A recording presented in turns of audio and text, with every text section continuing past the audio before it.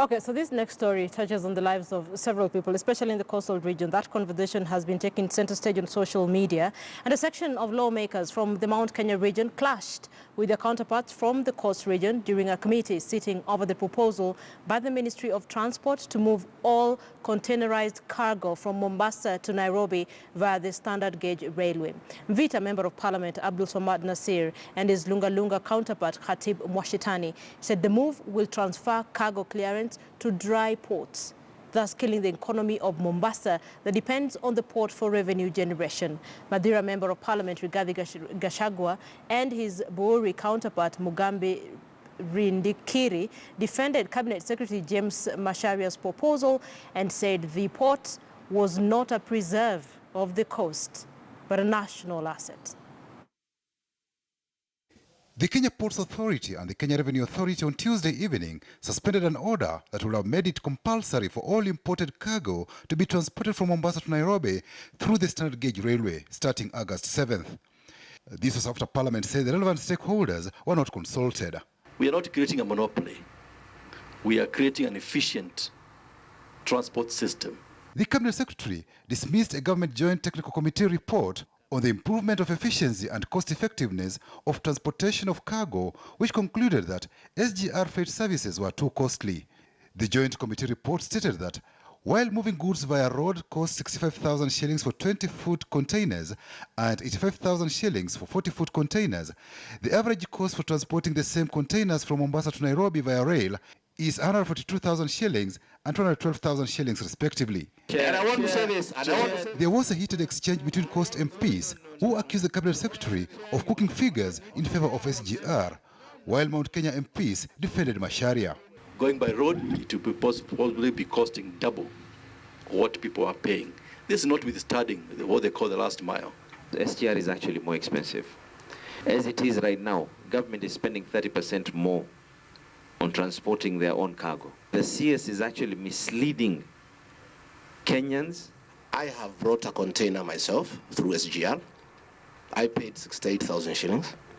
I have brought through the road. I paid 110,000.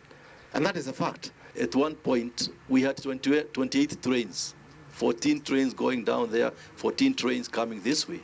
People who voluntarily came to the SGR, would they do so if the SGR is more expensive? All these people who are talking here, pretending that they are so concerned about the sport, we know the interest that they present. And I want to say this. And I want to say this. No.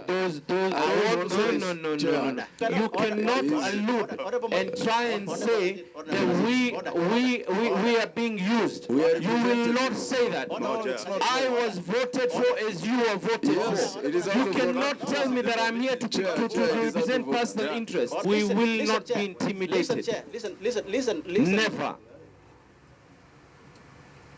If you proceed in that manner, and then I'm going to go strictly as per standing orders, I'll give you an opportunity, and I was going to give Honorable Mashetani to raise his point of order on what Honorable Gachagua said. This is an issue that is not for coastarians.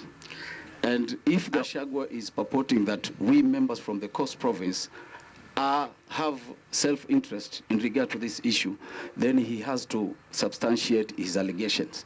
The Coast MPs argue clearing imported cargo destined to Nairobi and the hinterland at the Inland Container Depot in Nairobi will render hundreds of employees working in different container freight stations and clearing and forwarding agents in Mombasa jobless. Let the people of the coast enjoy the resource that has been given by God, so that at least they can get their livelihood. The fact that this port is at the coast does not make it a property exclusively for the coast people. ECD wasn't efficient. The government is doing all what it takes to make sure that the ECD is efficient. Why doesn't the government take that same move to make sure that the port of Mombasa is efficient in terms of operations? You engage the leadership of the Coast MPs. Have a day with them. Listen to them. Listen to what they're raising. And at the tail end of that consultation will be this committee. Patrick Amimo, KTN News. Yeah, that is a conversation that will still go on, trust me, just listening into businessmen in Mombasa. Lots of them are saying there are lots of jobs that are being lost, hundreds if not thousands. So perhaps that is a conversation that needs a very